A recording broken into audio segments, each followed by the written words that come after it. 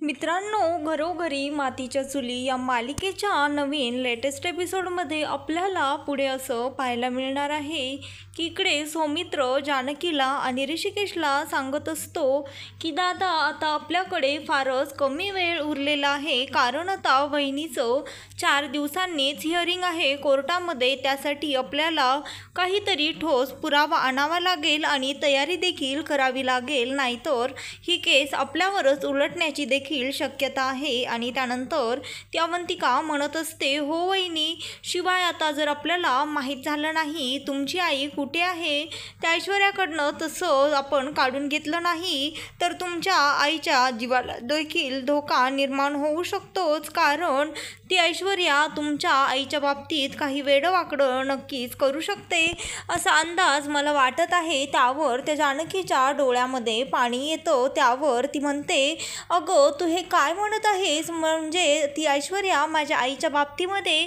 काही वेडवाकडं तर करणार नाही ना, म्हणजे तिच्या जीवाला धोका तर ती निर्माण करणार नाही, असं म्हणून ती जानकी रडायला लागते. आणि त्यानंतर त्या जानकीला सर्वजण समजावत असतात. त्यानंतर इकडे ऐश्वर्या तिच्या मैत्रिणीकडे आलेली असते, कारण तिला पैशांची गरज असते आणि त्यामुळेच ती ऐश्वर्या तिच्या आईने दिलेले सर्व दागिने घेऊन तिच्या मैत्रिणीकडे आलेली असते. त्यावर ती म्हणते, हे सर्व दागिने घे आणि मला हवे तेवढे पैसे दे, पण हे दागिने तू विकू नकोस, मी तुला लवकरात लवकर तुझे पैसे व्याजासकट पूर्ण करेन, पण हे दागिने मात्र विकू नको, हे माझ्या मॉमचे दागिने आहेत. त्यावर ती मैत्रीण तिच्याकडनं ते सर्व दागिने घेते आणि तिला ठीक आहे असं म्हणते. त्यानंतर ती विचारते, अगं पण तुझ्यावर एवढा काय वेळ आलेली आहे की तू हे दागिने विकत आहेस. त्यावर ती म्हणते, मला त्या जानकीला काहीही करून देशोधडीला लावायचं आहे आणि त्यासाठी मी वाटेल तेवढे पैसे ओतायला तयार आहे. त्यावर ती म्हणते, अगं तू आधीच त्या जानकीला देशोधडीला लावण्यासाठी, तिला उद्ध्वस्त करण्यासाठी काय कमी प्रयत्न केले आहेस का, आणि आता असं होऊ नये की तिला देशोधडीला लावण्याच्या नादामध्ये तूच देशोधडीला लागशील, असं तिची मैत्रीण तिला म्हणते. त्यानंतर इकडे लताबाई त्या मुलीसाठी चहा बनवून आणते. त्यानंतर तुम्ही माझ्यासाठी चहा का केलात, खरं तर मीच तुमच्यासाठी चहा करायला हवा होता, असं ती मुलगी त्या लताबाईंना म्हणत असते. त्यावर ती म्हणते, अगं राहू दे, चहा तू केलास काय किंवा मी केला काय एकच आहे, आणि त्यात तुला असं लागलेलं असताना मी तुला कसं बरं काही काम करू देईल. त्यावर ती म्हणते, तुमच्या ह्याच वागण्यामुळे मला सततच माझ्या आईची आठवण येत राहते, असं म्हणून ती मुलगी रडायला लागते. आई वडील कसे असतील काकू, ते माझी काळजी करत असतील, ते बरे तर असतील ना. त्यावर ती म्हणते, अगं तू असे विचार करण्यापेक्षा तू पॉझिटिव्ह विचार का करत नाहीस, ते नक्कीच बरे असतील, कदाचित ते तुझ्या काळजीने पोलिसांकडे गेले असतील आणि पोलीस तुझा शोध घेत कधीतरी इथे तुझ्यापर्यंत पोहोचतील आणि तुझ्या यामधनं सुटका देखील होईल, तू असा विचार का करत नाहीस. त्यावर ती मुलगी त्या लताबाईला म्हणते, काकू खरंच तुम्ही फारच आशावादी आहात, असं त्या लताबाईंना म्हणते. त्यावर ती म्हणते, काळजी करू नको, आपण इथनं सुटून जाण्याचे प्रयत्न कधीही सोडायचे नाही आणि मला खात्री आहे आपण एक ना एक दिवस नक्कीच ह्यातनं बाहेर पडतो, इथनं सुटून जातो. त्यानंतर इकडे जानकीला ओवीचा फोन आलेला असतो. ओवी तिची आठवण काढत असते आणि ती म्हणते, आई मी तुला खूप मिस करते, तू कधी येणार आहेस मला घ्यायला. त्यावर जानकी म्हणते, बाळा तू काळजी करू नकोस, आम्ही तुला लवकरच घ्यायला येऊत. आणि का गं तू मला एवढी मिस करत आहेस, तिथे तर तू आत्याजवळच आहेस ना, आणि शिवाय तिथे तुझ्याबरोबर खेळायला दादा देखील आहे, तुला त्याच्याबरोबर खेळताना तर फारच आनंद येतो, मज्जा वाटते, मग आता एवढं मिस का करत आहेस तू आम्हाला. त्यावर ती म्हणते, असं रोजच आठवण येत नाही, पण कधी कधी मात्र फार आठवण येते, बाबा कसे आहेत, कुठे आहेत, असं ती तिच्या आईला विचारते. त्यानंतर जानकी ऋषिकेशला आवाज देते आणि ऋषिकेश तिथे येतो. त्यानंतर ती ऋषिकेशला सांगते, ओवीचा फोन आलेला आहे. त्यानंतर तो ऋषिकेश ओवीला म्हणतो, बोल बाळा, कशी आहेस तू? तुझी तब्येत तर ठीक आहे ना? त्यावर ती ओवी म्हणते, बाबा मी तुला खूप म्हणजे खूपच मिस केलं.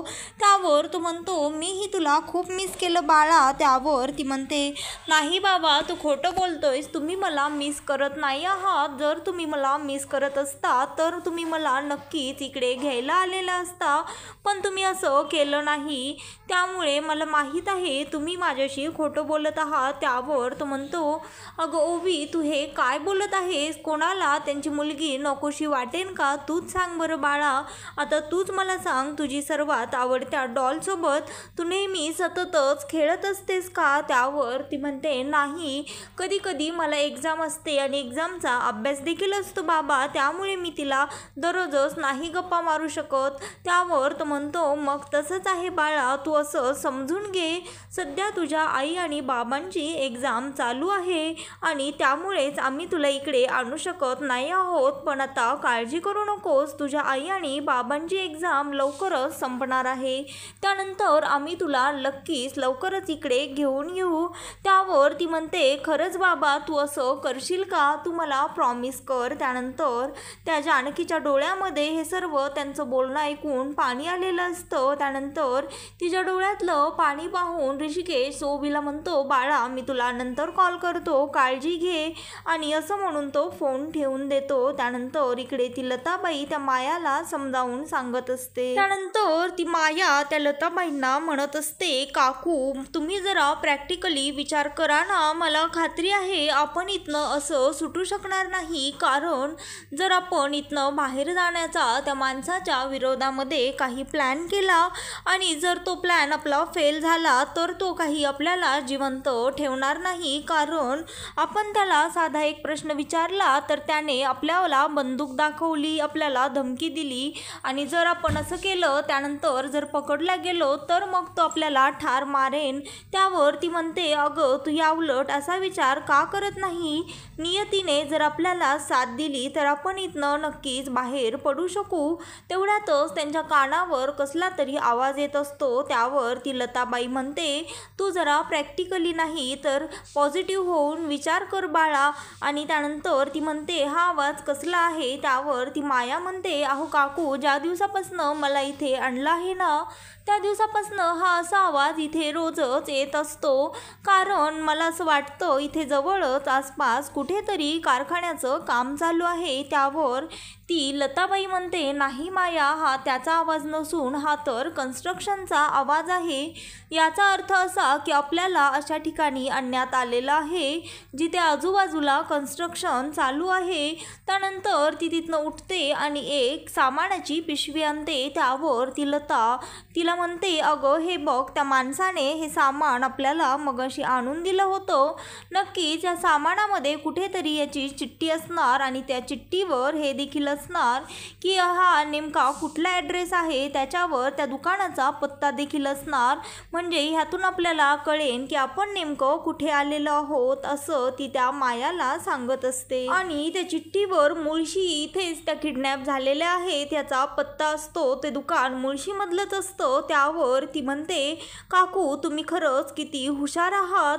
मला तर विश्वासच बसत नाहीये. आत्ता मला कळालं तुमच्या बाबतीत एवढी मोठी ट्रॅजेडी होऊन सुद्धा तुम्ही जिवंत आहात याचं कारण. त्यावर ती लताबाई म्हणते, हो बाळा, पण मी जिवंत आहे, पण जिवंत होते असं मला होऊ द्यायचं नाही. आता आपण कुठे आहोत हा मेसेज लवकरच बाहेर पोहोचवायला हवा, असं ती लताबाई त्या मायाला सांगत असते. त्यावर ती जानकी त्या ऋषिकेशला विचारत असते, काय झालं, काय म्हणाली ती ओवी, ती काय विचारत होती? त्यावर तो म्हणतो, अगं काही नाही, तू लक्ष देऊ नको. त्यावर ती जानकी म्हणते, मला माहीत आहे ती तुम्हाला म्हणाली आहे, आता आपल्याला ती आवडेनाशी झाली आहे, पण तुम्हीच सांगा कोणत्या आईवडिलांना त्यांची लेकरं आवडेनाशी होतात तो? तिला तरी काय म्हणायचं, आपणच तिला आपल्यापासून दूर ठेवलं आहे. त्यावर ती म्हणते, पण तिच्या मनामध्ये अशी भावनाच का यावी? त्यावर ऋषिकेश ऋषिकेश म्हणतो, अगं तू काळजी करू नको, ती दूर कुठे आहे, इथेच तर शर्वरी जवळच तर ती आहे. तेवढ्यातच तिथे त्याची सौमित्र आई येते आणि ती फार घाबरलेली असते. ती त्या ऋषिकेशला म्हणते, तू आत्ताची आत्ता माझ्यासोबत चल, मला तुझ्याशी काहीतरी खूप महत्त्वाचं बोलायचं आहे. त्यावर तो म्हणतो, अगं आई बोल ना, मी इथेच तर आहे. त्यावर ती म्हणते, नाही, मला ही गोष्ट तुला जानकीसमोर किंवा इतर कोणत्याही लोकांसमोर बोलायची नाही आहे. तू आधी माझ्यासोबत देवघराजवळ चल. त्यानंतर तिने सांगितल्याप्रमाणे ती ऋषिकेश आणि ते दोघेजणे तिकडे देवघरामध्ये जातात आणि इकडे त्या जानकीच्या मनामध्ये मात्र प्रश्न उभा राहतो. तिला वाटतं की नेमका आईला काय बोलायचं असेल, असं काय झालं असेल जे त्यांना माझ्यासमोर सांगायचं नाही आहे. त्यानंतर इकडे सौमित्राने त्या ऋषिकेशला देवघरामध्ये आणलेलं असतं. त्यावर तो म्हणतो, अगं आई काय झालं ते तरी सांग, तू मला असं इकडे का घेऊन आलीस. त्यावर ती म्हणते, अरे बाळा मला कळत नाही आहे, मी तुला ही गोष्ट कसं सांगू. त्यावर तो म्हणतो, काय झालं आहे आई आणि तू एवढी घाबरलेली का आहेस आणि तुला घाम देखील आला आहे. अशी कोणती गोष्ट आहे जी तू जानकीसमोर सांगू शकत नाही आहेस. त्यावर ती म्हणते, खरं तर ही गोष्ट ऐकून मी झालून गेले होते. त्यावर तो म्हणतो, अगं आई असे आता प्लीज तू आडेवेडे घेऊ नकोस, जे आहे ते खरं खरं स्पष्टपणे सांग. त्यावर ती म्हणते, माझ्याकडे ऐश्वर्या आली होती आणि तिने मला सांगितलं, आई मला तुम्हाला काहीतरी सांगायचं आहे. तिने मला असं सांगितलं की तिला दुसरं लग्न करायचं आहे. त्यावर तो म्हणतो, काय तिचं भान तर ठिकाण्यावर आहे ना. त्यावर सौमित्रा त्याला सांगते, अरे हो ना. ज्यावेळेस ती म्हणाली, आई मला तुमच्याशी काहीतरी महत्त्वाचं बोलायचं आहे, तुम्ही आधी शांतपणे 1 मिनिट नीट विचार करा आणि त्यानंतरच रिॲक्ट करा. त्यावेळेस मी तिला विचारलं, काय गं तुझी तब्येत तर ठीक आहे ना, तुला बाळाबद्दल काही बोलायचं आहे का. त्यावर तिने स्पष्टपणे नाही म्हणून सांगितलं आणि ती म्हणाली, मला जरा वेगळ्याच विषयावर बोलायचं आहे. त्यानंतर तिने ही अशी फालतू गोष्ट बोलण्याचं धाडस केलं. मला तर ऐकण्याचं धाडस होत नव्हतं, पण तिला बोलताना मात्र जराशी देखील लाज शरम वाटली नाही. तिचे नजरेने डोळे खाली झुकले सुद्धा नाही. ती अगदी माझ्यासमोर माझ्या डोळ्यामध्ये डोळे घालून बोलत होती. ती म्हणाली, मला दुसरं लग्न करायचं आहे. सारंग गेल्यापासनं मला फारच एकटं वाटत आहे. हा एकटेपणा मी आता सहन करू शकत नाही. त्यावर तो ऋषिकेश त्या सौमित्राईचं हे सर्व बोलणं ऐकून तो म्हणतो, अगं आई पण ही गोष्ट कशी शक्य आहे. तिला जरी समजत नसलं तरी तुला कळतंय नाही तिने हे काय बोललं आहे ते. आता तर त्या सौमित्रचं लग्न देखील झालं आहे आणि ते नवरा बायको एक सोबत राहतात. त्यावर ती म्हणते, अरे तू चुकीचं समजत आहेस, तिला त्या सौमित्रसोबत नाही तर तुझ्यासोबत लग्न करायचं आहे. हे ऐकून तर त्या ऋषिकेशला पायाखालची जमीनच सरकते. त्याला काय बोलावं हे सुचत नाही.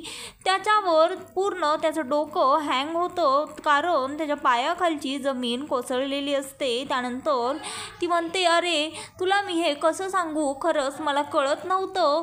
तिने तर लाज शरम सगळं विकलं आहे. निर्लज्जपणाची तिने आता सर्व कळस पार केलेला आहे, असं सौमित्रा त्या ऋषिकेशला सांगत असते. त्यानंतर ती हे देखील सांगत असते की ऐश्वर्या तिला म्हणालेली असते की आता तिला ह्या घरामध्ये जानकीची जागा पाहिजे आहे आणि जर तिला त्या जानकीची जागा पाहिजे असेल तर तिला ऋषिकेशसोबत लग्न करावं लागेल.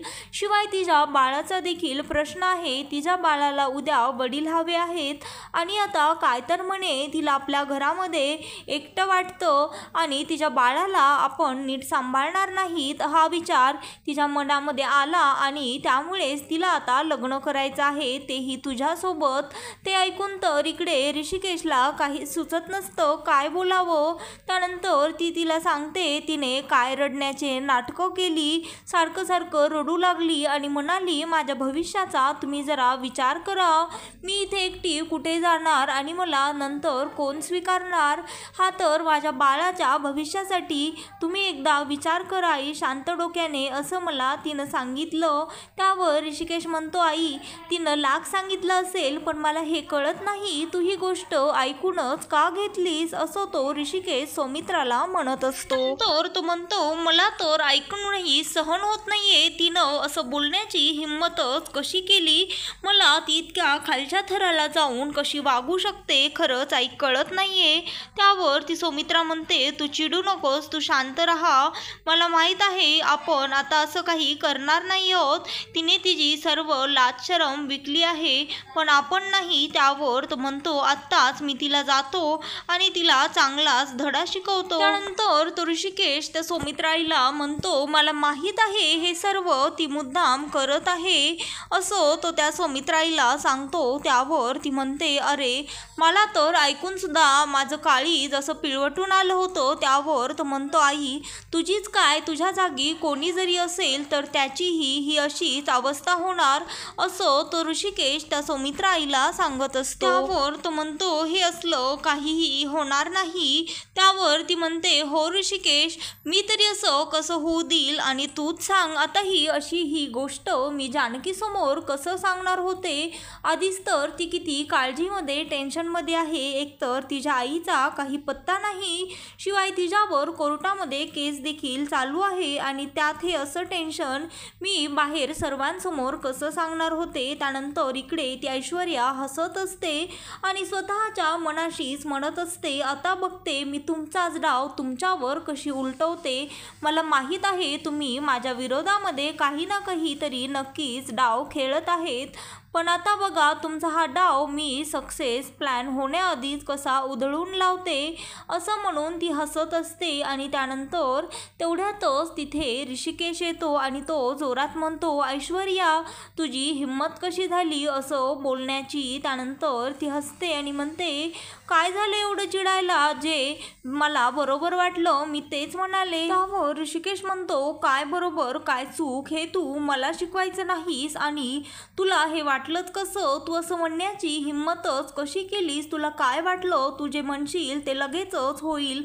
तू आता खरबडून जागी हो, नाहीतर मी तुला खरबडून स्वतः जागी करेन तुझ्या ह्या असल्या थर्ड क्लास स्वप्नामधनं. त्यावर ती म्हणते, नाही होणार मी जागी. काय कराल तुम्ही काय करू शकता हे मला चांगलंच माहीत आहे. त्यानंतर ती ऐश्वर्या म्हणते, हे बघा मी जे काही बोलले आहे ते जर तुम्हाला मान्य नसेल तर तसं सांगा, माझ्यावर असला आवाज चढवून बोलायचा नाही. त्यावर तो म्हणतो, तुझी हिंमतच कशी झाली माझ्यावर बोट चढवण्याची. असं म्हणून तो ऋषिकेश त्या ऐश्वर्याचा घट्ट हात पकडतो. त्यावर तो म्हणतो, आता जर तू हे नीट ऐकलं नाहीस तर मला तुझ्यासारखं होऊन तुझ्या भाषेमध्ये उत्तर द्यावं लागेल. त्यावर ती म्हणते, माझ्याच भाषेमध्ये तुम्हाला मला समजावून सांगण्याआधी माझ्यासारखं व्हावं लागेल आणि मला आवडेल तुम्ही माझ्यासारखं झालेला, पण तुम्हाला जमेल का असं ती ऐश्वर्या त्या ऋषिकेशला म्हणते. त्यानंतर ती म्हणते, आणि हा हात जर धरायचाच असेल तर आयुष्यभरासाठी धरा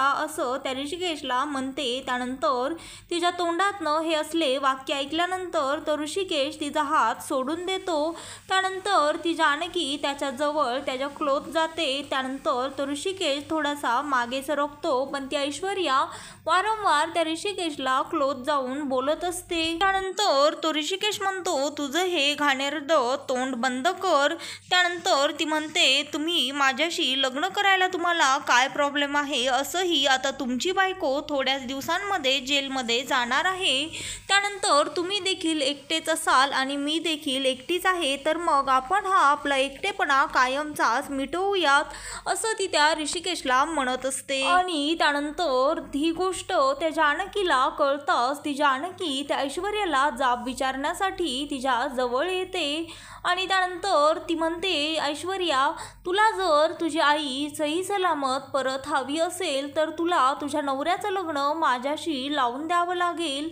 त्यावर हे तिच्या तोंडातनं वाक्य ऐकून ती जानकी तिच्या कानाखाली मारते. त्यानंतर ती ऐश्वर्या म्हणते, जर तुला हे होऊ द्यायचं नाहीये तर हेच वाक्य मी तुझ्या नवऱ्याच्या तोंडून ऐकायला मला आवडेल. त्यानंतर ती ऐश्वर्या त्या ऋषिकेशकडे बघते आणि तो ऋषिकेश म्हणतो, जानकी मी तुझ्या आईला वापस मिळवण्यासाठी काहीही करायला तयार आहे.